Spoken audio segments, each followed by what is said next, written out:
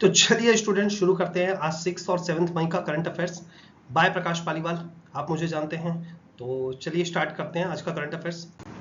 देखिए, सबसे पहले करंट अफेयर्स ये जो होंगे आप लोगों के लिए, अभी जो एसएससी जीडी के एग्जाम्स चल रहे हैं उसके लिए बहुत ज़्यादा इंपॉर्टेंट है। एनटीपीसी का एग्जाम आने वाला है, उसके लिए बहुत इंपॉर्टेंट है। एनटीपीसी यूजी का जो एग्जाम होने वाला है उसके लिए बहुत इंपॉर्टेंट रहेगा ये। एसएससी सीजीएल के लिए इंपॉर्टेंट है। तो सबसे पहले देखते हैं, स्वास्थ्य और परिवार कल्याण मंत्रालय द्वारा एकीकृत प्रसव पूर्व और नवजात देखभाल के लिए कौन सा प्लेटफॉर्म लॉन्च किया गया है? तो ये है जननी प्लेटफॉर्म। कौन सा प्लेटफॉर्म है? जननी। हमारे देश के जो हेल्थ मिनिस्टर हैं उनका नाम है जगत प्रकाश नड्डा। आप याद रखेंगे, हमारे देश के जो हेल्थ मिनिस्टर हैं उनका नाम है जगत प्रकाश नड्डा, जेपी नड्डा उनका नाम है। ठीक है, और उन्होंने जननी प्लेटफॉर्म लॉन्च किया है। किस लिए?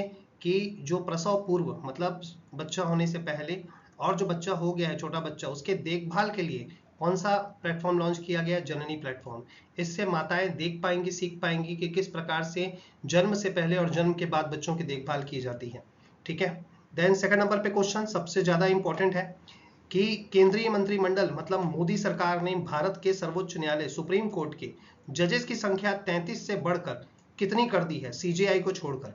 जैसा कि मैं आपको बता दूं, आर्टिकल 124 जो है उसमें लिखा हुआ है कि टोटल मिलाकर एक चीफ जस्टिस प्लस इंडिया में, ठीक है, 33 होते हैं जज।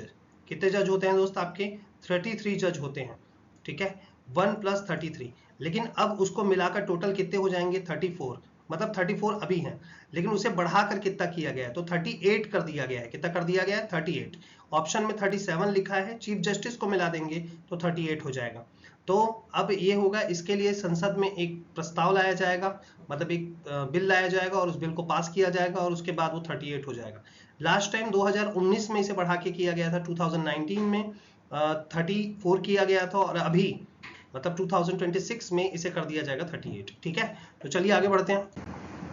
When athletics day celebrated? तो एथलेटिक्स डे कब मनाया जाता है? तो एथलेटिक्स डे मनाया जाता है दोस्त आपका 7 मई को। कब मनाया जाता है? 7 मई को मनाया जाता है, याद रखेंगे। 7 मई को एथलेटिक्स डे सेलिब्रेट किया जाता है। ठीक है, एथलेटिक्स डे तो आप लोग जानते ही होंगे।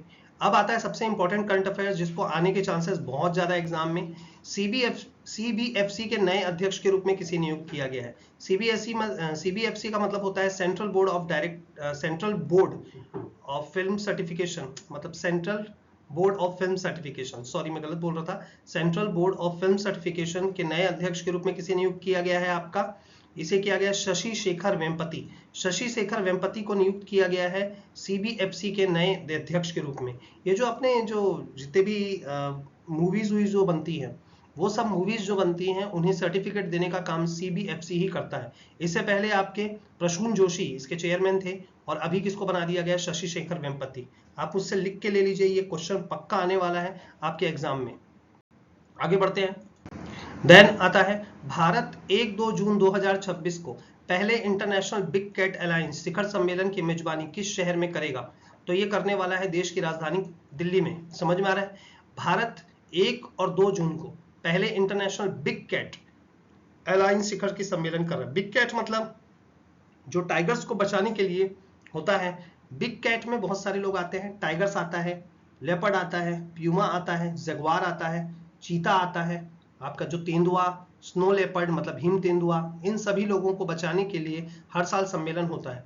तो इस साल IBCA मतलब इंटरनेशनल बिग कैट अलायंस का समिट जो है वो भारत के दिल्ली में होने वाला है 1-2 जून को। ये भी बहुत ज्यादा इंपॉर्टेंट है, याद रखना। और अगले साल बाघों की, टाइगर्स की गणना भी होने वाली है। ठीक है, कहां पे? इंडिया में। अगला आता है सबसे इंपॉर्टेंट करंट अफेयर्स, सबसे ज्यादा इंपॉर्टेंट। ठीक है, कि निम्नलिखित में से किसे प्रतिष्ठित कैम्ब्रिज डेडिकेटेड टीचर अवार्ड्स 2026 का दक्षिण एशिया का क्षेत्रीय विजेता घोषित किया गया? तो इसका आंसर है सोमा मंडल। कौन है आपका? सोमा मंडल को ये कैम्ब्रिज डेडिकेटेड टीचर अवार्ड्स 2026 दिया गया है, याद रखेंगे। कैम्ब्रिज डेडिकेटेड टीचर अवार्ड 2026 किसे दिया गया है? आपका सोमा मंडल को। ठीक है, आगे बढ़ते हैं। देन आता है, केंद्रीय मंत्रिमंडल ने भारत के सेमीकंडक्टर मिशन के तहत किस राज्य में 2 नए सेमीकंडक्टर प्लांट को बनाने की मंजूरी दी है? तो इसका आंसर आता है गुजरात। क्या आता है? गुजरात। गुजरात में नया 2 सेमीकंडक्टर प्लांट बनाया जा रहा है भारत सरकार के द्वारा। सब मोदी सरकार का फैसला है। ठीक है, और गुजरात में बनाया जा रहा है। गुजरात जो है, गुजरात के जो राजधानी है वो है गांधीनगर, और गुजरात के जो सीएम हैं उनका नाम है भूपेंद्र पटेल। ठीक है। देन गुजरात में 2 नए स्वीकृत सेमीकंडक्टर परियोजनाओं के लिए टोटल मिलाकर, ठीक है, टोटल मिलाकर कितने रुपए खर्च किए जा रहे हैं? सुन रहे हैं सब लोग? तो यहां पर आता है सबसे इंपॉर्टेंट कि यहां पर यह पूछा जा रहा है कि गुजरात में जो सेमीकंडक्टर प्लांट्स लगाए जा रहे हैं इसका जो टोटल बजट है वो कितना होगा? तो इसका आंसर आप में से अगर किसी को पता हो तो बिल्कुल बताइएगा। सोचिए सोचिए सोचिए। इसका जो आंसर है वो है 3936 करोड़। कितना है? 3936 करोड़ से अधिक। ठीक है, इतने रुपए खर्च किए जाएंगे किसमें? आपका इस टोटल प्लांट में। ठीक है, 2 प्लांट बनाए जाएंगे 3936 करोड़ के बजट के साथ। अगला है, केंद्रीय मंत्रिमंडल ने गुजरात के किस स्थान पर अत्याधुनिक जहाज मरम्मत सुविधा स्थापित करने का फैसला लिया है? तो यह है वडीनार गुजरात। कहां पे है? वडीनार गुजरात। यहां पर जितने भी जहाज खराब हो जाएंगे उनकी मरम्मत का काम किया जाएगा। जैसे होता है ना, ट्रेन खराब हो जाता है तो उसके लिए एक गैरेज बनाया जाता है रेलवे स्टेशन के बगल में, तो वैसे ही होता है यहाँ पर भी। जो जहाज खराब हो जाएंगे तो वडीनार गुजरात में उसकी मरम्मत सुविधा, शिप रिपेयर फैसिलिटी स्थापित करने की फैसला लिया गया है। ठीक है। देन उसके बाद आता है वाडीनार में 1570 के जहाज मरम्मत सुविधा की जो योजना है, ठीक है, ये किन 2 इंस्टीट्यूट द्वारा मिलकर किया जा रहा है? याद रखेंगे, ये किन 2 इंस्टीट्यूट के द्वारा मिलकर किया जा रहा है? तो इसका आंसर है आपका बी, दीनदयाल पोर्ट अथॉरिटी और कोचीन शिपयार्ड लिमिटेड। ये दोनों मिलकर वहां पर एक प्लांट खोल रहे हैं जहां पर गैरेज, मतलब सॉरी, गैरेज टाइप का ही बनाया जाएगा, जिसमें जो आपके जहाज होंगे जो इसमें टूट फूट हो जाती है तो सबको वहां पे सुधारा जाएगा। ठीक है। देन उसके बाद आता है 2026 से 2030-31 के चक्र के लिए कपास उत्पादकता मिशन शुरू किया गया है। इसमें कुल कितनी राशि स्वीकृत की गई है?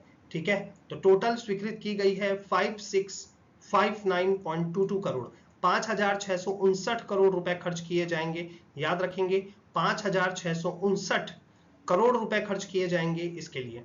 ठीक है दोस्तों, तो याद रखेंगे, ये बहुत ज्यादा इंपॉर्टेंट है। ठीक है, 5659 करोड़ रुपए इसमें खर्च किए जाएंगे। कपास उत्पादकता मिशन कब से कब तक शुरू किया गया है, ये भी क्वेश्चन आ सकता है। तो 2026 से 2030 के लिए इसे शुरू किया गया है। देन आता है वोडाफोन इंडिया वाला, ये बहुत इंपॉर्टेंट हो सकता है एग्जाम के लिए, तो याद रखेंगे वोडाफोन इंडिया लिमिटेड, ठीक है, वोडाफोन आइडिया लिमिटेड, दोनों के साथ तो कॉम्बो हो गया है।